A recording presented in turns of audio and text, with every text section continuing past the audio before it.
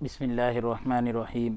نحمدہ ونصلی ونسلم علی رسولہ الکریم اما بعد۔ معزز ناظرین و سامعین کرام، السلام علیکم ورحمۃ اللہ وبرکاتہ۔ باب العلم انواریہ ایجوکیشنل سوسائٹی اور جامعہ انواریہ کے زیر اہتمام تصوف کی اہم کتاب انفاس العارفین کا سلسلہ وار درس جاری ہے، اور اس کی الحمدللہ تقریباً 26 نشستیں ہم آپ حضرات کی خدمت میں پیش کر چکے ہیں، اور اس میں اب جو ہے شیخ ابوالرضا محمد رحمۃ اللہ علیہ کے ملفوظات کو سلسلہ وار آپ کی خدمت میں پیش کیا جا رہا ہے۔ آج جس عنوان سے ہمارے درس کا آغاز ہے وہ عنوان ہے مبدأ مکاشفہ محبت ذاتیہ ہے، یعنی مکاشفہ کی جو آغاز کی جگہ ہے وہ ذاتی محبت ہے، ذات کی محبت ہے،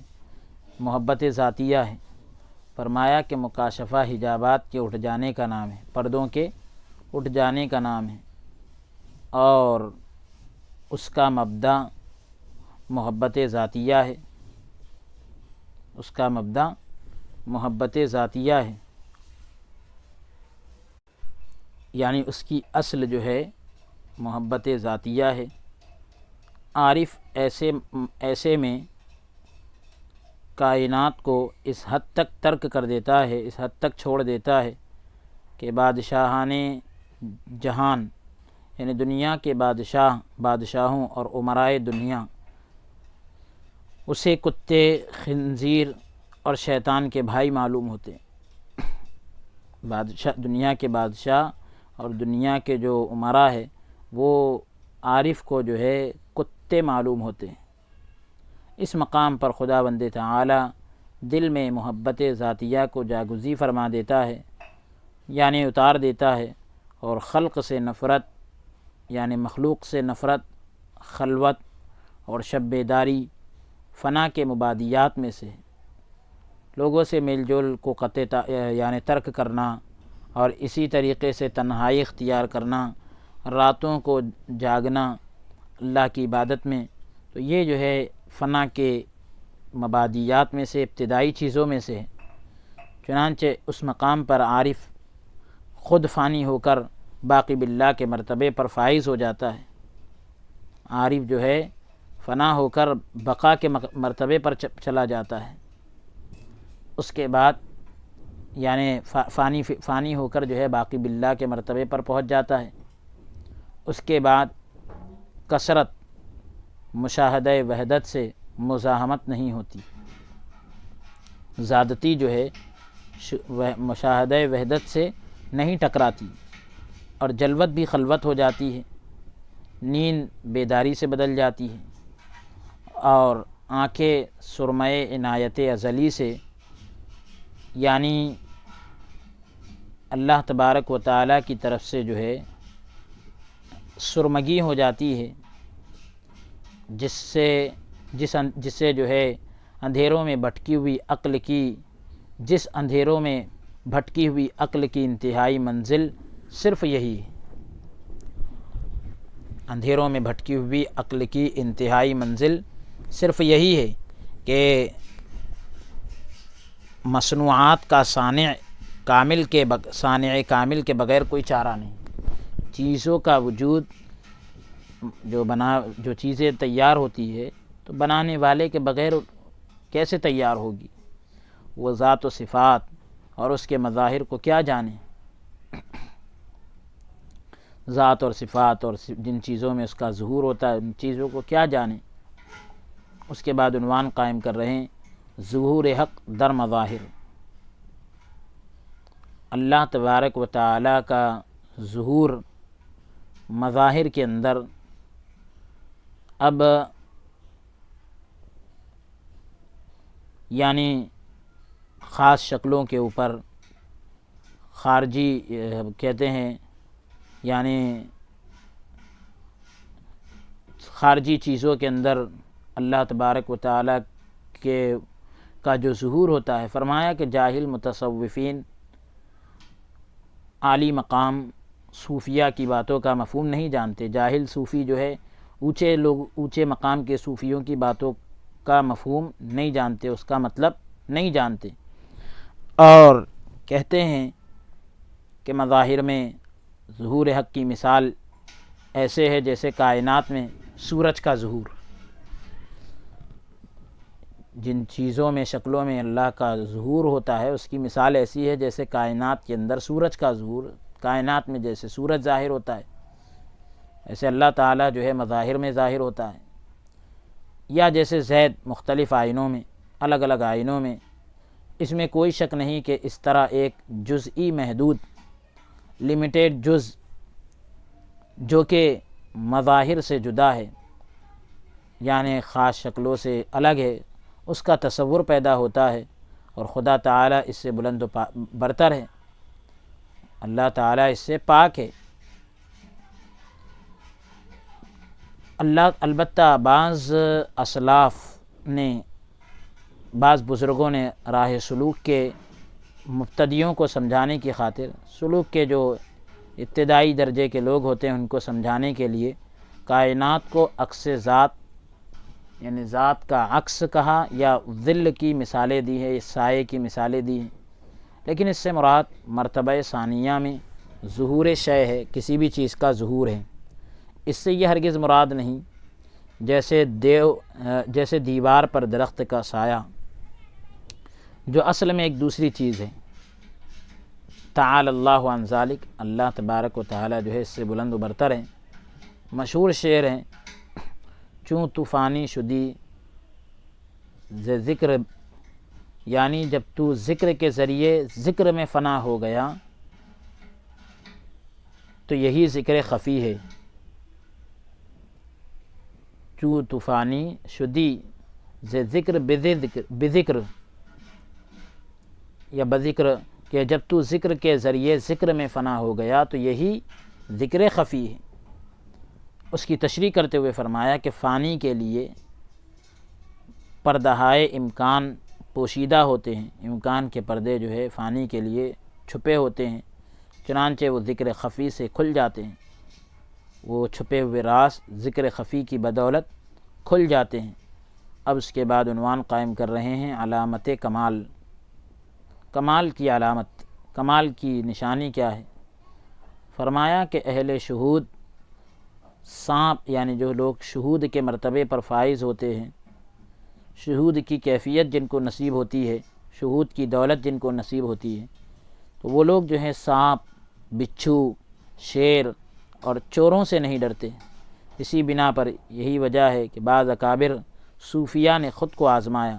بڑے صوفیوں نے جو ہے خود کو آزمایا، اور کسی ایسی جگہ فروکش ہو گئے، چلے گئے جہاں بکثرت درندے پائے جاتے تھے، بہت زیادہ درندے رہتے تھے، وہاں گئے، اور آب و دانے کا دور دور تک نام و نشان نہ تھا، کھانے پینے کا کچھ وہاں دور دور تک نام و نشان نہیں تھا۔ جب انہیں کسی طرح کا خوف و خطر لاحق نہ ہوا، کسی طرح کا خوف اور خطرہ لاحق نہ ہوا، تو انہیں یقین ہو گیا کہ وہ کامل ہو گئے ہیں، ان کو یقین ہو گیا کہ وہ کامل ہو گئے ہیں۔ کاتب الحروف یعنی حضرت شاہ ولی اللہ رحمۃ اللہ علیہ کہتے ہیں کہ درندوں وغیرہ سے ان عرفاء کا نہ ڈرنا، درندوں سے ان بزرگوں کا نہ ڈرنا اس وقت ہوتا ہے جب یہ نفوس قدسیہ عالم کثرت سے بے خبر ہو کر ذات واحد کے دیدار کی تجلیات میں مستغرق ہوتے ہیں۔ درندوں وغیرہ سے ان عرفاء کا نہ ڈرنا اس وقت ہوتا ہے جب یہ نفوس قدسیہ، یہ مقدس نفوس عالم کثرت سے بے خبر ہو کر، یعنی کثرت کے عالم سے بے خبر ہو کر تنہا ذات واحد یعنی اللہ کے دیدار کی تجلیات میں، اللہ کے دیدار کی تجلیوں میں ڈوبے ہوتے ہیں، مستغرق ہوتے ہیں۔ ورنہ بعض حالات میں، کچھ حالات میں یہ لوگ عام بشری خصوصیات سے، عام انسانی خصوصیتوں سے مستثنیٰ نہیں ہوتے، یعنی الگ نہیں ہوتے۔ ایک تسامح اور اس کا ازالہ عنوان قائم کیا کہ یعنی ایک چوک ہو گئی، ایک قسم کی غلط سہو ہوا، اور اس کو کس انداز سے جو ہے دور کیا۔ تو تسامح جو ہے یہ ایک اصطلاحی لفظ ہے، تسامح ایک اصطلاحی لفظ ہے جس کے معنی تساہل کے آتے ہیں، یعنی کوئی چوک ہو گئی، کسی قسم کی کوئی بھول ہو گئی تو اس کو جو ہے اس سے مراد لیتے ہیں، اور اس کا ازالہ بھی جو ہے کر رہے ہیں، اس کو دور بھی کر رہے ہیں۔ غوث اعظم سید عبد القادر جیلانی رضی اللہ عنہ کے بارے میں مشہور ہے کہ آپ کی مجلس میں انبیاء کرام اور اولیاء اعظام تشریف لایا کرتے تھے۔ اس کی تعویل کرتے ہوئے فرمایا، بھئی آپ کی مجلس میں انبیاء اور اولیاء تشریف لاتے تھے، تو اس کا مطلب بیان کرتے ہوئے کہا شیخ ابو الرضا محمد رحمۃ اللہ علیہ نے کہ حضرت غوث الاعظم رضی اللہ عنہ حقیقت روح جو کہ تمام کائنات میں جاری و ساری ہے اس سے واصل تھے، حقیقت روح سے واصل تھے، حقیقت روح کی دولت آپ کو نصیب تھی، اس لیے آپ اسی مرکز و منبع ہدایت سے، یعنی اسی مقام سے اور ہدایت کے سرچشمے سے گفتگو یعنی وعظ و تبلیغ یعنی نصیحت کی باتیں فرمایا کرتے تھے، جہاں سے دوسرے اولیاء کرام اور انبیاء علیہ السلام فیضان حاصل کرتے ہیں۔ تو اسی بات کو تسامح کے ساتھ اس طرح بیان کیا گیا ہے کہ آپ کی مجلس میں انبیاء کرام تشریف لاتے تھے۔ تو بہرحال اس طریقے سے آپ نے ایک بڑی چیز کو بہت آسانی کے ساتھ سمجھا دیا۔ اب عنوان قائم کر رہے ہیں حقیقت تعوذ، یعنی پناہ چاہنے کی جو حقیقت ہوتی ہے، شیطان سے پناہ طلب کرتے ہیں، تو تعوذ کی حقیقت کو بتلا رہے ہیں۔ فرمان باری ہے، اللہ تعالیٰ کا فرمان ہے، وَإِذَا قَرَأْتَ الْقُرْآنَ فَاسْتَعِذْ بِاللَّهِ مِنَ الشَّيْطَانِ الرَّجِيمِ، یہ قرآن کریم کی آیت مقدسہ ہے۔ تو یعنی پناہ طلب کرنا، جس کا ترجمہ یہ ہے، اور جب تو قرآن کی تلاوت کرے تو خدائے بزرگ و برتر کے حضور شیطان مردود سے پناہ مانگ، یعنی اللہ کی بارگاہ میں شیطان سے پناہ طلب کرو۔ تو اس کی تفسیر میں فرمایا شیخ ابو الرضا محمد رحمۃ اللہ علیہ نے، اس کی وضاحت کرتے ہوئے کہا کہ تو شیطان سے چھٹکارا حاصل کر اور اس کے شر سے دور رہ، اور یہ اس لیے کہ قرأت قرآن کے وقت دل مالک حقیقی کے ساتھ لگا ہوا ہونا چاہیے، اللہ عز و جل کے ساتھ دل لگا ہوا ہونا چاہیے، اور دنیا اور آخرت سے بالکل بے نیاز، دنیا اور آخرت سے بالکل بے نیاز، یعنی دنیا اور آخرت سے بالکل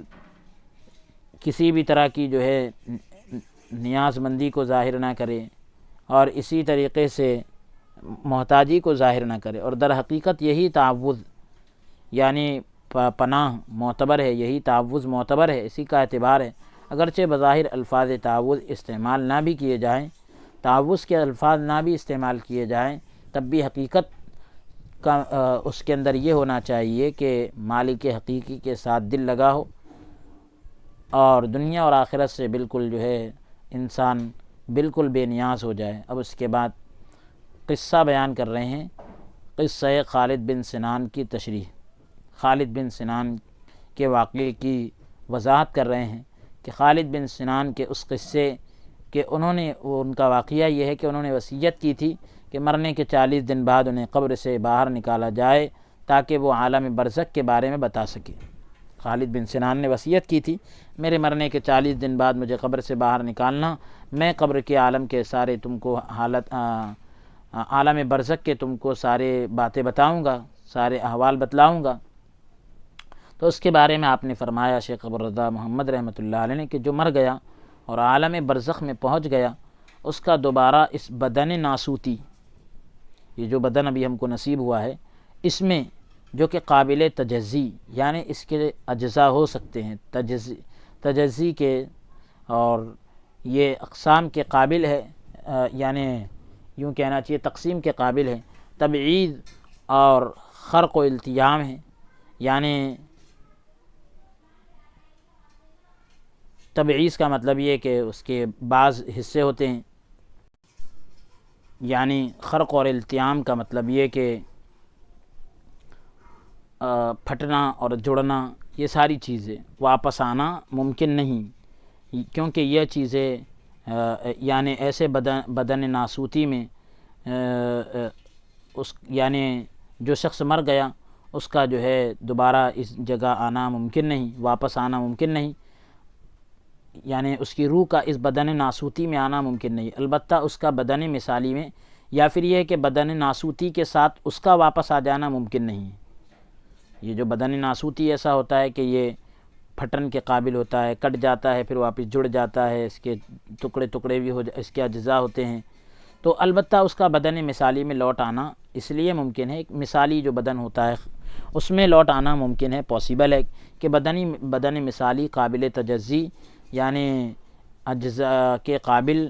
تقسیم کے قابل اور خلق و التیام نہیں، یعنی وہ پھٹن اور جڑنے کے قابل نہیں، اور یہ ہے روح، جسد ارواح، روح اجساد، یعنی جو جسموں کی روح ہوتی ہے، تو اعمال و اطلاق یعنی کسی کام کا شخص اعمال و اطلاق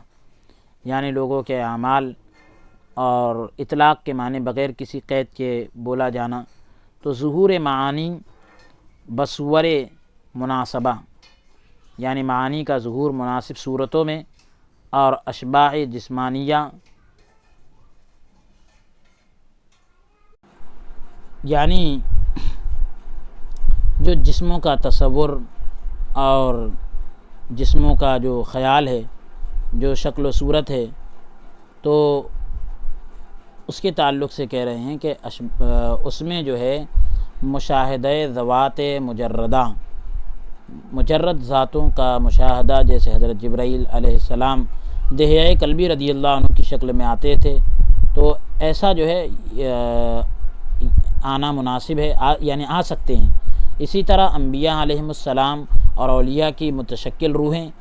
اولیاء کی جو خاص شکل کی جو روحیں ہوتی ہے، اور مشاہدہ خضر علیہ السلام وغیرہ، خضر علیہ السلام کا دیکھا جانا، یہ تمام عالم مثال کی نیرنگیاں ہیں، یہ تمام عالم مثال کی چیزیں ہیں۔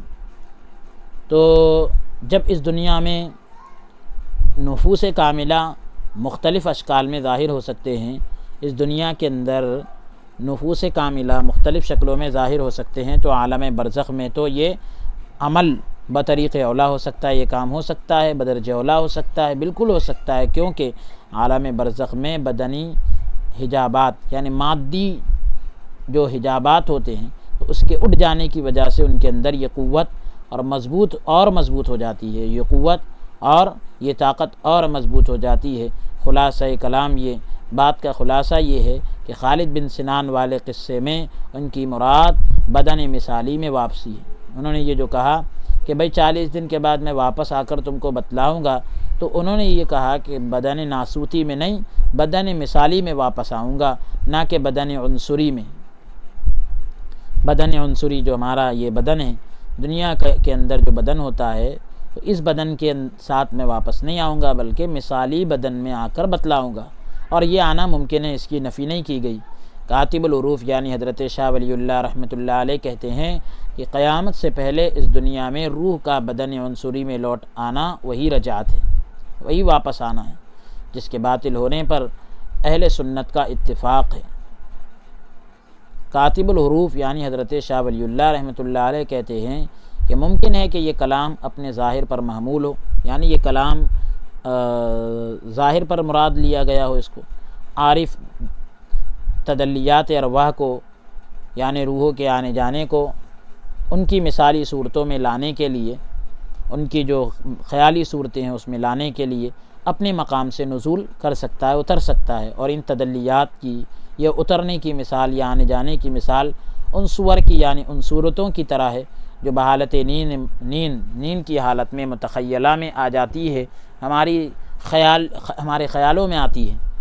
آ جاتی ہے، چونکہ جناب یعنی حضرت غوث العظم رضی اللہ عنہ کو عالم ارواح میں مکمل تمکن حاصل تھا، عالم ارواح میں پوری طریقے سے آپ کو قدرت حاصل تھی، اس لیے تدلیات ارواح انبیاء اور اولیاء یعنی انبیاء اور اولیاء کی روحوں کا آنا جانا اپنے آپ وجود مثالی وجود سے آپ پر نزول فرمایا کرتی تھیں، یعنی یہ روحیں آیا کرتی تھی انبیاء اور اولیاء کی روحیں آپ کے پاس آیا کرتی تھی۔ اب اس کے بعد عنوان قائم کر رہے ہیں منتہائے عابد، عابد کی انتہا کو بتلا رہے ہیں۔ فرمایا کہ 20 سال قبل مجھے یہ الہام کیا گیا، میرے دل میں یہ بات ڈالی گئی کہ اگر تو میری رحمت کی امید پر نماز پڑھتا ہے تو تجھے رحمت سے نواز دیا۔ اگر تو میری شیخ ابو الرضا محمد رحمۃ اللہ علیہ کہہ رہے ہیں 20 سال پہلے میرے دل میں یہ الہام ہوا، مجھے یہ الہام کیا گیا کہ اگر تو میری رحمت کی امید پر نماز پڑھتا ہے کہ بھئی اللہ کی رحمت ملے گی، اس امید پر نماز پڑھتا ہے تو تجھے رحمت سے نواز دیا، اور اگر تو میری رضا چاہتا ہے تو میں تجھ سے راضی ہو گیا۔ یعنی تو یہ چاہتا ہے کہ اللہ راضی ہو جائے تو ٹھیک ہے، اللہ تعالیٰ کہہ رہا ہے کہ میں تجھ سے راضی ہو گیا۔ میں نے عرض کیا کہ بارے خدایا، خداوند کریم، اے پروردگار، میرا مقصود تو بس تعمیل ارشاد ہے، میرا مقصد تو تیرے حکم پر عمل کرنا ہے، بس تیرے ارشاد پر، تیرے فرمان پر عمل کرنا ہے۔ لیکن اب تو معاملہ ہی اور ہے۔ یہاں آپ نے فرمایا صوفیت عبد الظواہر و احرار البواطن، یہ گروہ صوفیوں کی یہ جماعت احکام ظاہری میں غلام، ظاہری احکام میں غلام اور جہان باطن کا شہنشاہ ہے۔ یہ صوفیوں کا قافلہ ظاہری احکام میں تو غلام ہے، لیکن باطنی دنیا کے شہنشاہ ہے۔ یہ صوفیوں کا جو گروہ ہے بادشاہ ہے، اندرونی جو باطنی دنیا ہے ان کے بادشاہ ہے۔ فرمایا کہ اصحاب شہود کو عبادت کی تکلیف اور ریاضت کی ضرورت نہیں ہوتی۔ جو اصحاب شہود ہوتے ہیں تو ان کو عبادت کی تکلیف اٹھانے کی ضرورت نہیں پڑتی،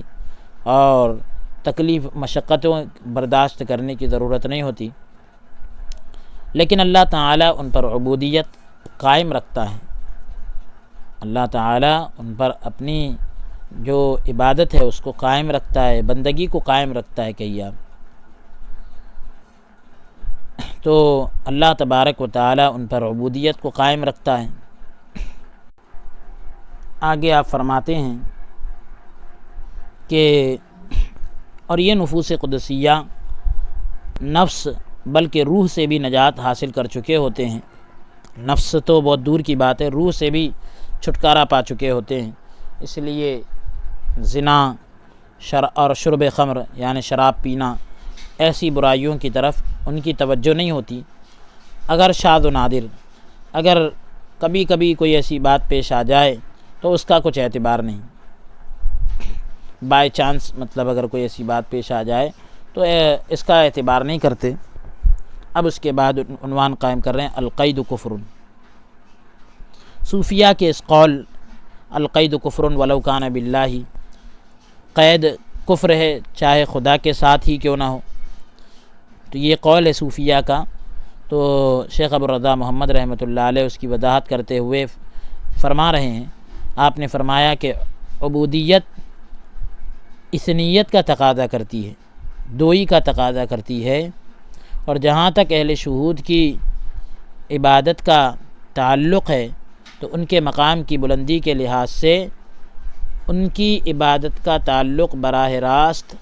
اقامت حق یعنی حق کا قائم ہونا اور اس کے تصرف سے ہوتا ہے، حق کے قائم کرنے سے اور اس کے تصرف سے ہوتا ہے۔ پس عبودیت کی قید، عبادت عبودیت کی قید کفر صریح ہے، واضح کفر ہے۔ تو یہ ایسا کفر ہے کہ مطلب جو بالکل واضح ہیں۔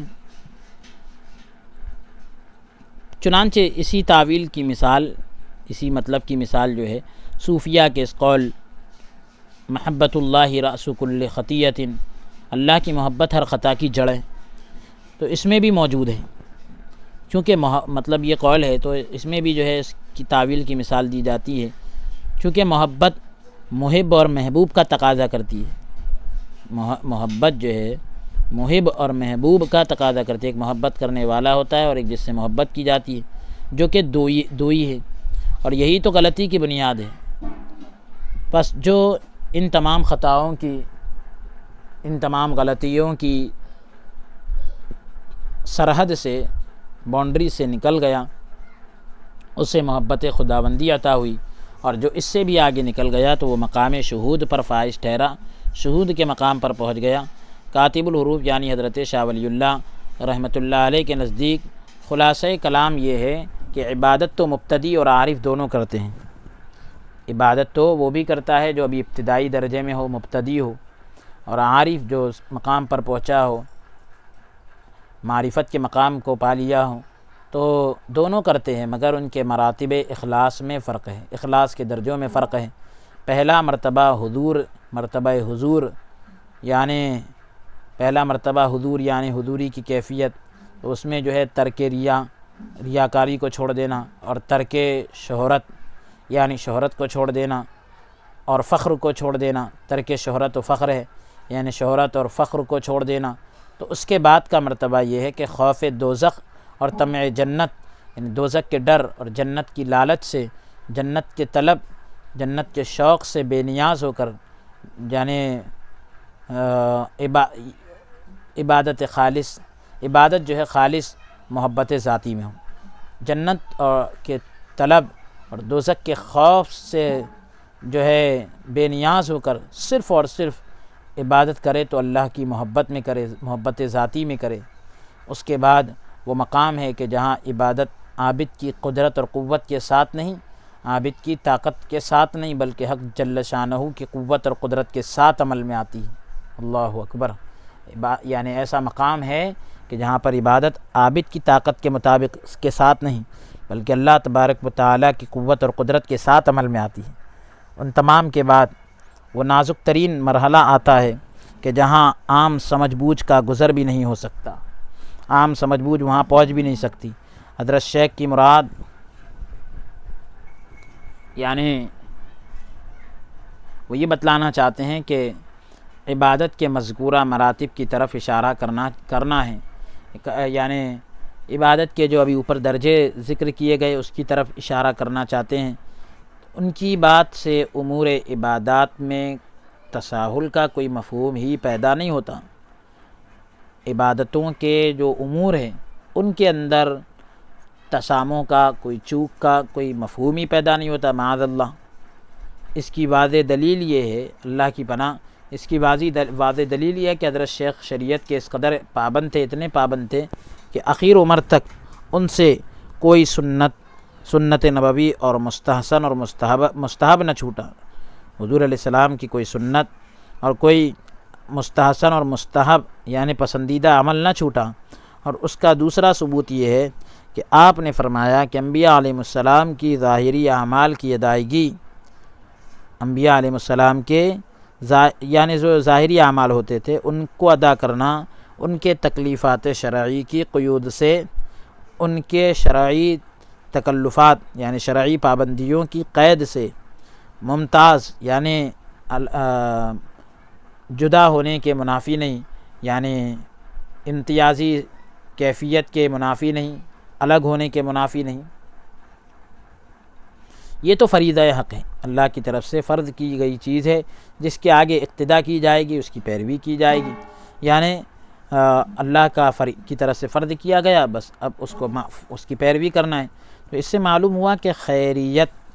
سے انہوں نے وہ معنی مراد لیے ہیں جو انبیاء کرام میں بوجہ اتم پائے جاتے ہیں، پوری طریقے سے پائے جاتے ہیں۔ اب اس کے بعد جو ہے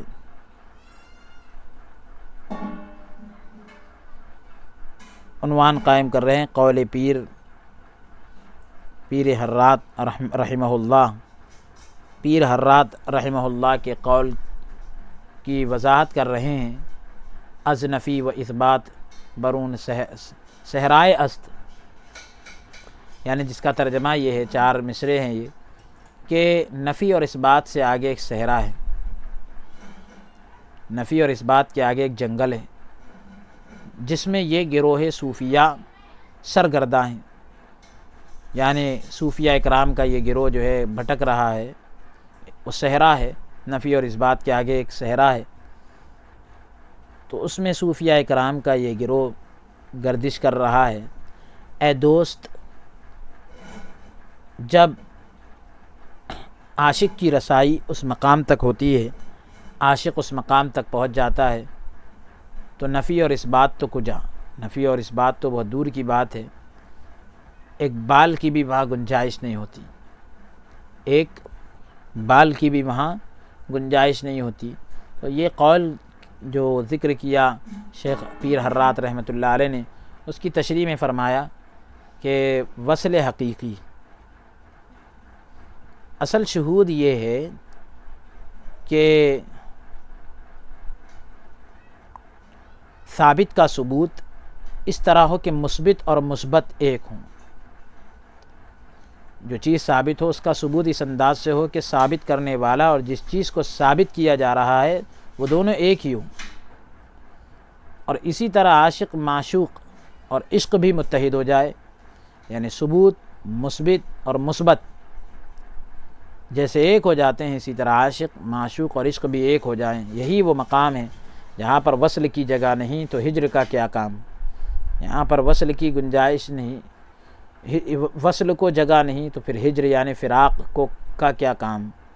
جدائی کا کیا کام۔ اور اہل سلوک کے یہاں نفی دراصل توہم غیریت سے ہوتی ہے، غیر کا خیال آنے سے ہوتی ہے، ذات باری کے علاوہ کسی اور کا خیال آنا۔ جب یہ وہم اٹھ جائے، جب یہ خیال اٹھ جائے تو منفی عین ثابت ہو جاتا ہے، جس چیز کا انکار کیا جا رہا تھا وہ چیز بالکل ثابت ہو جاتی ہے، اور یعنی منفی جو ہے بالکل ثابت میں بدل جاتی ہے، اور لفظ نہ یعنی فارسی کا جو لفظ ہے نہ مبارجائے است، تو اس سے جو ہے بساطت اور صرافت ذات کی طرف اشارہ ہے، یعنی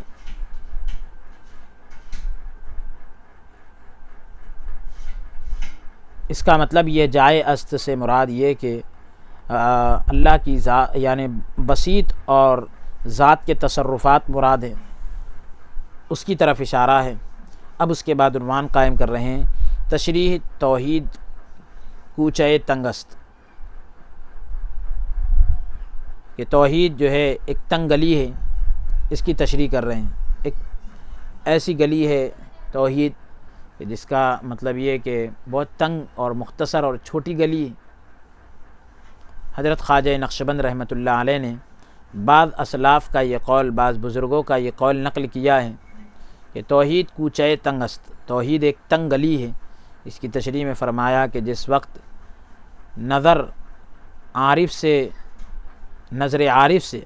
کی نظروں سے جمع کثیرہ صفاتیہ پوشیدہ ہو جاتی ہے، یعنی بہت ساری صفاتوں کا یکجا ہونا، اکٹھا ہونا، یہ جب چھپ جاتا ہے عارف سے، ایک نظر میں عارف کی نظروں سے یہ چھپ جاتا ہے، اور بجز وحدت ذات کے یعنی ذات باری کے اسے کچھ دکھائی نہیں دیتا، تو اس دوران اس وقت جو ہے کوچہ توحید ایک تنگ گلی ہو جاتی ہے، توحید کا کوچہ یعنی توحید جو ہے ایک چھوٹی سی گلی ہو جاتی ہے۔ لیکن بقا کے بعد جب وحدت میں کثرت اسماء و صفات کا مطالعہ میسر آتا ہے، بقا کی کیفیت کے بعد اب جب اس کو وحدت میں بہت سارے ناموں اور صفتوں کا مطالعہ مل جاتا ہے تو اس مقام پر وہ عظیم وسعت کا مشاہدہ کرتا ہے، اس مقام پر وہ عظیم وسعت کا مشاہدہ کرتا ہے، دیدار کرتا ہے۔ خلاصہ کلام یہ بات کا نچوڑ یہ ہے کہ صرف وحدت پر اکتفا کر لینا کمال نہیں، صرف وحدت پر بس کر لینا یہ کمال نہیں، بلکہ کمال توحید تو عین وحدت میں کثرت کا نظارہ ہے۔ توحید کا کمال تو جو ہے عین وحدت میں کثرت کا نظارہ ہے، زیادہ چیزوں کو دیکھنا ہے۔ اب اس کے بعد عنوان قائم کر رہے ہیں تعویل حقیقت الواجب لا یدرکہ احد، یعنی حقیقت واجب حقیقت واجب ایک چیز ہے تو اس کا کوئی ادراک نہیں کر سکتا، حقیقت واجب کا کوئی ادراک نہیں کر سکتا۔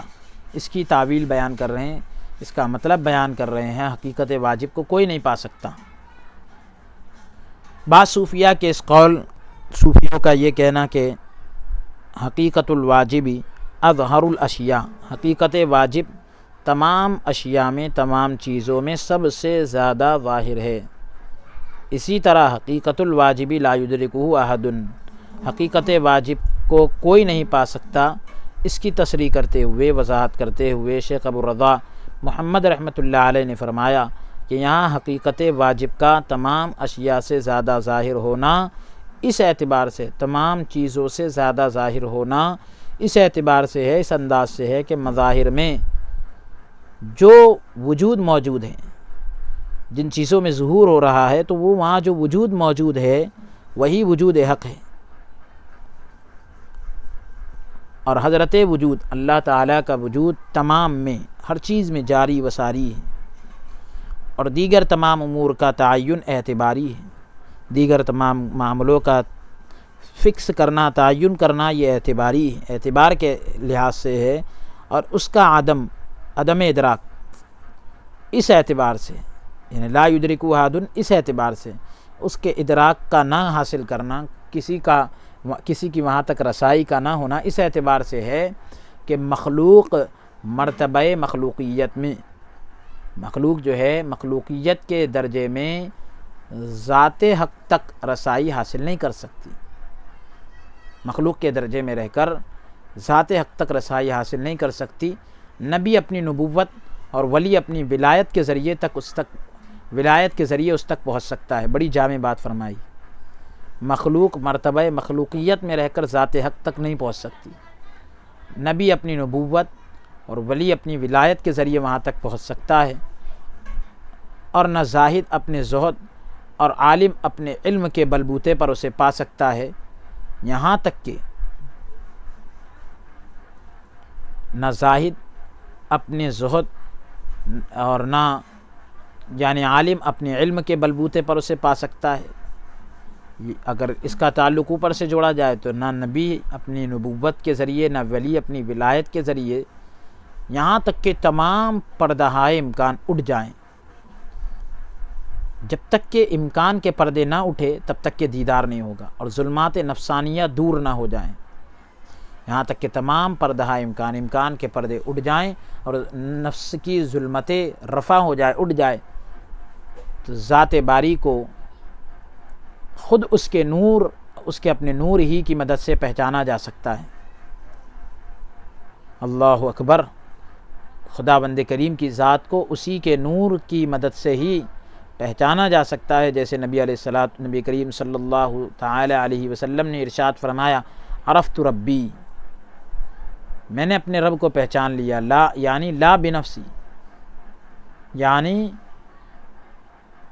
اپنی ذات کے ذریعے سے نہیں بلکہ اسی کے فضل اور عطا سے پہچانا ہے۔ رب کو پہچانا اپنی ذات کے ذریعے سے نہیں بلکہ اسی کے فضل اور عطا سے۔ یہاں ایک دوسرا مفہوم یہ بھی نکلتا ہے کہ معرفت سے مراد تمام شیونات کے ساتھ واجب کی معرفت ہے، معرفت سے مراد اس کے تمام شیونات کے ساتھ واجب کی معرفت ہے، اور یہ اس دنیا میں محال ہے، اس کے تمام خاصیتوں کے ساتھ، تمام یعنی اس کی واجب کی معرفت ہے، اور یہ اس دنیا میں محال ہے، یعنی امپاسبل ہے، کیونکہ ہر عین واحد ہے، ہر مظہر جہاں اس کا ظہور ہو رہا ہے وہ عین واحد ہے، لہذا معرفت کل کی طاقت نہیں رکھتا، کل کی معرفت کی طاقت نہیں رکھتا۔ اور تجلی برقی آنی، یعنی جو اللہ تعالیٰ کی ایک تجلی نازل ہوتی ہے بجلی کی طرح جو آتی ہے، تو ایک پل سے زیادہ ہوتی نہیں، ایک پل سے زیادہ نہیں ہوتی، لہذا اس وقت شیونات کی تفصیل کی طرف کہاں متوجہ ہو سکتا ہے، یعنی اس کی تمام خصوصیتوں کے ساتھ، یعنی اس کی یعنی اللہ تبارک و تعالیٰ کی ذات کی جو تفصیلات ہیں اس کی طرف کہاں اس کی توجہ ہو سکتی ہے، کیونکہ تجلی آتی ہی ہے ایک پل کے لیے۔ اب اس کے بعد عنوان قائم کر رہے ہیں، تشریح ان للہ سبعین الف حجاب، بے شک یعنی اللہ تعالیٰ کے 70 پردے ہیں، 70,000 پردے ہیں، 70 الف حجاب۔ تو اس کی وضاحت کر رہے ہیں۔ معیت ذاتیہ کی احدیت، حضرت شیخ ابو رضا محمد رحمۃ اللہ علیہ کہہ رہے ہیں کہ ذاتی معیت کی احدیت ان للہ 70 الف حجاب، یعنی اللہ تعالیٰ کے لیے 70 پردے ہیں، حجاب ہے، تو اس کے ساتھ موافقت میں، اس کی یعنی اس کے مطابقت میں اور اس کے ہم خیالی میں فرمایا کہ حضرت وجود کا مظاہر کے ساتھ قرب حقیقی ہے۔ اللہ کے وجود کا مظاہر کے ساتھ یعنی جن چیزوں میں اس کا ظہور ہوتا ہے تو قرب جو ہے حقیقی ہے۔ اس کی قریبی مثال کلی کا جزئی کے ساتھ قرب پیش کی جا سکتی ہے۔ کلی کا جزئی کے ساتھ جو قرب ہے تو یہ مثال پیش کی جا سکتی ہے، اگرچہ کہ حق تعالیٰ کلیت و جزئیت سے مبرہ و منزہ ہے۔ اللہ تعالیٰ کی ذات جو ہے کلیت اور جزئیت سے پاک اور صاف ہے، اسی اعتبار سے حبل الورید یعنی شہرگ سے بھی زیادہ قرب کی جو مثال دی گئی ہے اسی اعتبار سے دی گئی ہے۔ اور اس کے بعد حجابات وہمیہ کی کثرت کے سبب، وہمی پردوں کی کثرت کی وجہ سے جو کچھ ہے وہ اعتباری ہے، ایک اعتبار کر سکتے ہیں، خیال کر سکتے ہیں۔ یہاں فرمایا کہ حضرت وجود کو مظاہر کے ساتھ جس طرح کی نسبت ہے، اللہ کے وجود کو جن چیزوں میں اس کا ظہور ہوتا ہے تو ان کے ساتھ جس طرح کی نسبت ہے اس میں کسی طرح کا حجاب موجود نہیں، بلکہ حجاب تو واجب اور ممکن کے درمیان ہے۔ جو پردے ہیں وہ واجب اور ممکن کے درمیان ہیں، پس ممکن محجوب یعنی پردہ امکان کہہ لیجیے آپ، ممکن جو چیز چھپی ہوئی ہے پردے میں ہے، جو کہ صفات تاثیریہ قاصرہ سے موصوف ہے، یعنی صفات تاثیریہ یعنی ایسی صفات جو اثر ڈالتی ہے ان سے جو ہے متصف ہے، تو اس کا اللہ تبارک و تعالی جو کہ صفات واجبیہ مؤثرہ جیسے خالقیت و رزاقیت اور بقا اور قدم سے متصف ہے۔ ایک تو یہ کہ ممکن محجوب اس کو بتلایا کہ یہ صفات تاثیریہ قاصریہ کے ساتھ متصف ہے، اس چیز کا ممکن محجوب کا اللہ تبارک و تعالی سے وصول بہت مشکل ہے، ملنا جو ہے بہت مشکل ہے، کیونکہ اللہ تبارک و تعالی جو کہ صفات واجبیہ مؤثرہ ایسی یعنی واجب ذات ہے جو مؤثرہ جس کی صفات واجبیہ ہے اور با اثر ہے، تاثیر ڈالتی ہے، تو جیسے خالقیت ہے پیدا کرنے کی صفت، رزاقیت روزی دینے کی صفت، بقا کی جو اس کی صفت ہے، اور قدم یعنی وہ قدیم سے ہے، یعنی وہ قدیم ہے، وہ جو ازل سے ہے، یہ ساری چیزوں کے ساتھ اللہ رب العالمین کی ذات متصف ہے۔ تو ایسی چیزوں کا ممکن وحجوب سے وصول بہت مشکل ہے، اور یہ اشکال، یہ جو شکلیں ہیں کثرت منازل کے سبب ہیں، منزلوں کی کثرت اس کے سبب سے،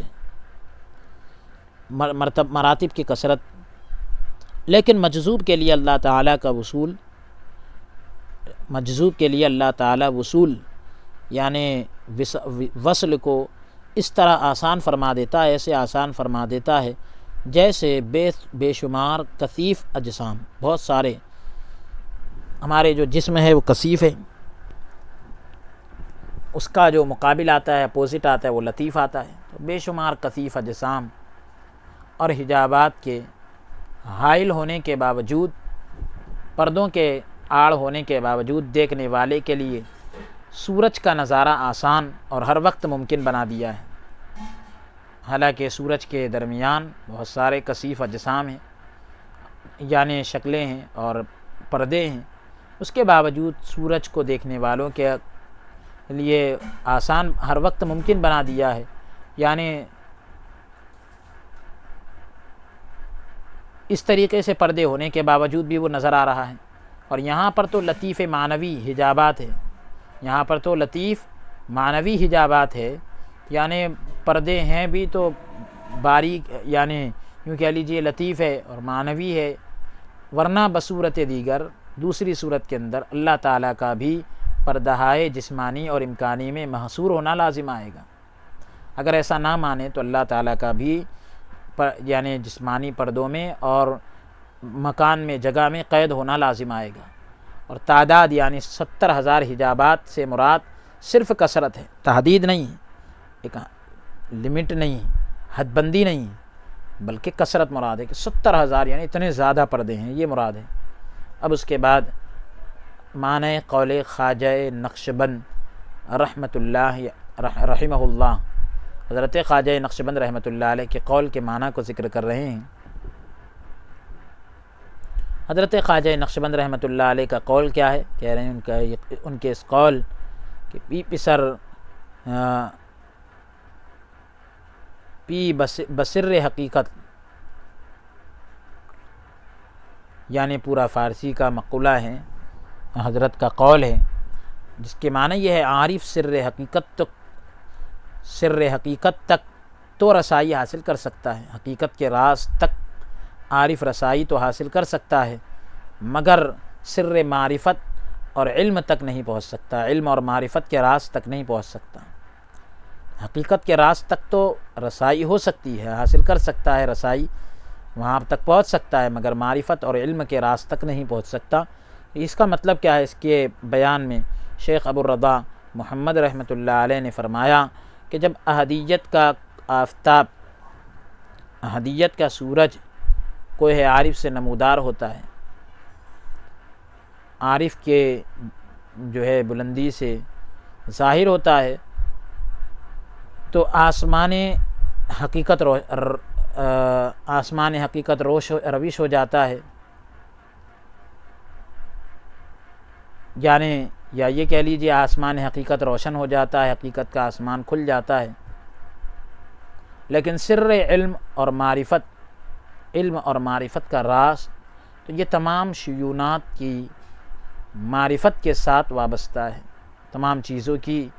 معرفت کے ساتھ وابستہ ہے جو محال ہے۔ تو یعنی علم اور معرفت کا راز الگ چیز ہے اور حقیقت کا راز الگ چیز ہے، یہ بتلانا چاہ رہے ہیں حضرت۔ فرمایا کہ شیخ ابو الرضا محمد رحمۃ اللہ علیہ کہہ رہے ہیں کہ لوگوں کا صوفیہ کو کافر کہنے کا سبب یہ ہے، لوگ جو صوفیہ کرام کو کافر کہتے ہیں اس کی وجہ یہ ہے کہ وہ ان سے یہ سن لیتے ہیں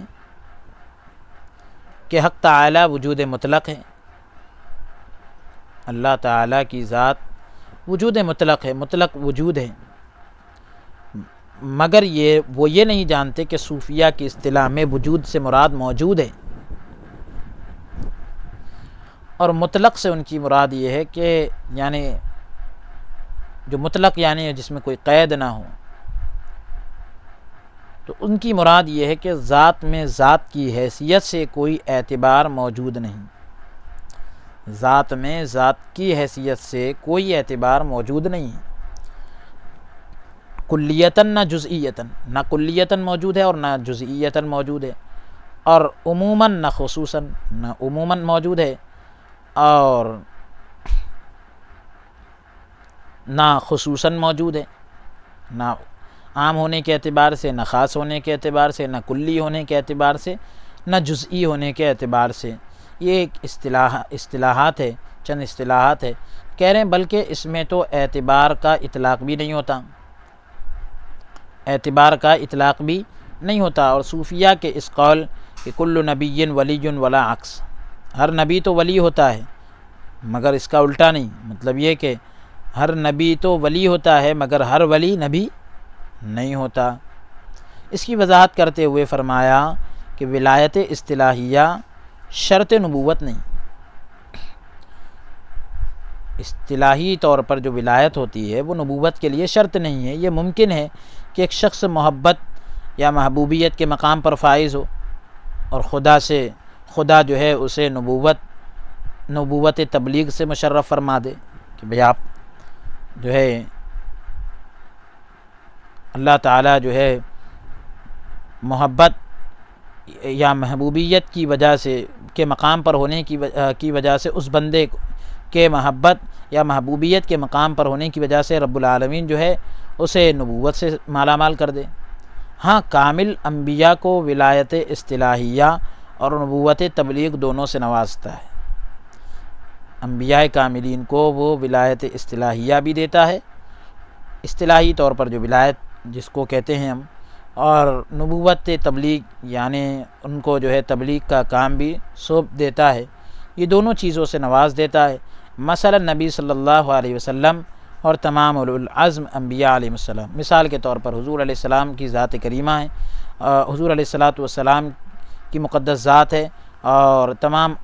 اولو العزم جو پیغمبر ہیں ان کا معاملہ ہے کہ حضور علیہ السلام اور اولو العزم پیغمبروں کو اللہ تبارک و تعالیٰ نے نبوت کے ساتھ ساتھ ولایت اصطلاحیہ سے بھی سرفراز فرمایا، ولایت کے درجے پر بھی فائز فرمایا۔ اب اس کے بعد توجیہ خضت بحرن، یعنی حضرت بایزید بستامی رحمۃ اللہ علیہ کے قول کی وضاحت کر رہے ہیں۔ پورا قول یہ ہے، قول بایزید خضت بحرن ووقف الانبیاء بساحلہ،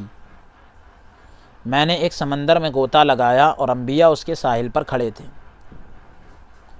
میں نے ایک ایسے سمندر میں غوطہ لگایا کہ انبیاء علیہم السلام وہ سمندر کے کنارے پر کھڑے تھے۔ اس کی وضاحت یوں فرمائی شیخ ابو الرضا محمد رحمۃ اللہ علیہ، اس کی وضاحت کچھ اس انداز سے فرماتے ہیں کہ انبیاء کی استعداد کامل ترین ہوتی ہے، انبیاء کی صلاحیت مکمل ہوتی ہے، کامل ترین ہوتی ہے، کیونکہ ان کے یہاں وہبیت محضہ ہوتی ہے، محض جو ہے عطائی صلاحیتیں ہوتی ہے ان کے یہاں، کیونکہ نبوت کسبی چیز نہیں ہے۔ یکاد زیتها یضیء ولو لم تمسسہ نار، قریب ہے کہ اس کا روغن آگ کے بغیر روشن ہو جائے، آگ کے بغیر بھی جو ہے ہو سکتا ہے کہ وہ روشن ہو جائے، تو وہ یقیناً حقیقی اہل شہود ہیں، یقیناً انبیاء اکرام تو اہل شہود ہے، صرف حکمت ارشاد کے تحت خدا تعالیٰ انہیں مقام مشاہدہ پر لے آتا ہے۔ ارشاد کی جو حکمت ہوتی ہے اس کے تحت اللہ تعالیٰ انہیں مشاہدے کے مقام پر لے آتا ہے، ورنہ جو ہے وہ تو اہل شہود میں سے ہیں۔ چنانچہ بایزید کے قول کے معنی یہ ہے، ای وقفوا بعد الخوض، انبیاء علیہ السلام غوطہ لگانے کے بعد ساحل پر کھڑے تھے۔ سبحان اللہ، انبیاء علیہ السلام کھڑے تھے، اس میں جو ہے آگے یہ کہنا چاہتے ہیں کہ بعد الخوض، غوطہ لگانے کے بعد، تو اب یہ کہ مطلب یہ کہ وہ غوطہ لگا کر کھڑے ہیں اور اب میں نے جو ہے اس میں غوطہ لگایا سمندر میں۔ یہاں بحر سے مراد، سمندر سے مراد شہود اور وحدت یہ سمندر ہے، اور ساحل سے مراد مشاہدہ ہے۔ اللہ اکبر، ساحل سے مراد مشاہدہ ہے۔ اس کے بعد عنوان قائم کر رہے توحید افعال، فرمایا توحید افعال کو حاصل کرنے کی علامت یہ ہے کہ اس کو پانے کی نشانی یہ ہے کہ سالک تدبیر معیشت کو ترک کر دیتا ہے، معیشت کی تدبیر کو ترک کر دیتا ہے، چھوڑ دیتا ہے، جس کے نتیجے میں اسے مکمل توکل حاصل ہو جاتا ہے۔ زندگی گزارنے کے لیے جو تدبیریں ہوتی ہیں اس کو وہ چھوڑ دیتا ہے، یعنی جس کے ذریعے سے انسان زندہ رہ سکتا ہے وہ ساری چیزوں کی تدابیر کو وہ چھوڑ دیتا ہے، نتیجتاً اسے مکمل توکل حاصل ہوتا ہے، اور ہر تکلیف یعنی ایذا اور انعام کو ذات حقیقی کی طرف منسوب کرتا ہے، اللہ کی ذات کی طرف نسبت کرتا ہے۔ اور توحید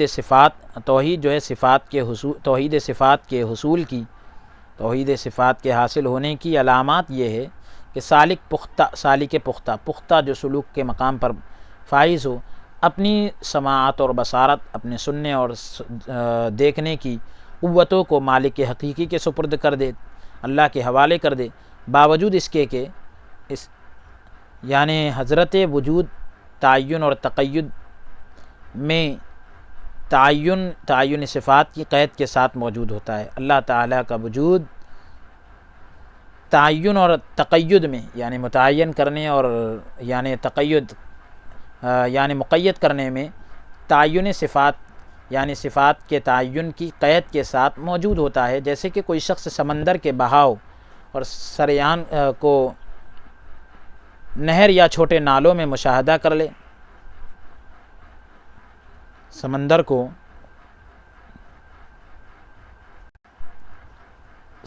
کو جو ہے محض بہاؤ یعنی کوئی شخص سمندر کے بہاؤ اور سریان کا مطلب بھی جاری ہونا، تو سمندر کے بہاؤ کو جاری ہونے کو نہر یعنی ندی یا چھوٹے نالوں میں مشاہدہ کر لے، دیکھ لے، تو اس کے لیے ضروری نہیں کہ وہ سمندر میں موجود لال اور جواہر اور حیوانات کا علم بھی حاصل کر لے۔ سمندر کے بہاؤ کو نہر یا چھوٹے نالوں میں اگر دیکھ لیتا ہے تو اس کے لیے ضروری نہیں ہے کہ وہ سمندر میں جو چیزیں موجود ہیں جیسے قیمتی موتی ہے اور حیوانات ہے ان کا بھی علم حاصل کر لے، یہ ضروری نہیں ہے۔ اسی طرح جب وہ دیکھتا ہے کہ سمع و بصر ان مظاہر میں ذات حق ہی ہے، یا یہ کہ سمیع و بصیر ان مظاہر میں ظاہر ہونے والی چیزوں میں ذات حق ہی اللہ کی ذات ہی ہے، تو ضروری نہیں کہ وہ تمام مسموعات اور مبصرات یعنی سننے والی چیزیں اور دیکھنے والی چیزوں پر مطلع ہو جائے، اس کو اطلاع ہو جائے، کیونکہ یہ تو واجب الوجود جل شانہ کے خواص میں سے، اللہ تبارک و تعالیٰ کی ذات کی خاصیتوں میں سے ہے کہ اسے تمام چیزوں کا علم ہوتا ہے، تمام چیزوں کی اس کو خبر ہوتی ہے، وہ تمام چیزوں کو دیکھتا ہے اور سنتا ہے، یہ اللہ کی خاصیتوں میں سے ہے۔ بندہ اگر کسی چیز کو دیکھ لے، چند چیزوں کو، تو اس سے یہ لازم نہیں آتا کہ وہ ساری چیزوں کا دیکھنے والا اور سننے والا کہلائے گا۔ تو اس طریقے سے یہ حضرت نے قیمتی باتیں ہم سب کے جو ہے حوالے کی، ہم جو ہے امید کرتے ہیں کہ اللہ تبارک و تعالیٰ اس سے ہمیں ضرور فائدہ عنایت کرے گا، اور اللہ تبارک و تعالیٰ یہ قیمتی الفاظ اور یہ قیمتی نصیحتوں کے ذریعے سے اللہ تبارک و تعالیٰ ہمارے ظاہر و باطن کی اصلاح فرمائیں۔ جو کچھ کہا گیا، سنا گیا، پڑھا گیا، اللہ تعالیٰ اس پر عمل کرنے کی توفیق عطا فرمائے۔ پڑھنے میں، سننے میں اگر کسی قسم کی کوئی لغزش یا کوتاہی یا غلطی ہوئی ہو یا سہو ہوا ہو تو اللہ رب العالمین اپنے حبیب پاک صلی اللہ علیہ وسلم کے صدقہ و طفیل سے، بزرگان دین کے صدقے میں معاف عطا فرمائے۔ استغفر اللہ ربی من کل ذنب واتوب الیہ، وصلی اللہ تعالی وسلم علی خیر خلقہ ونور عرشہ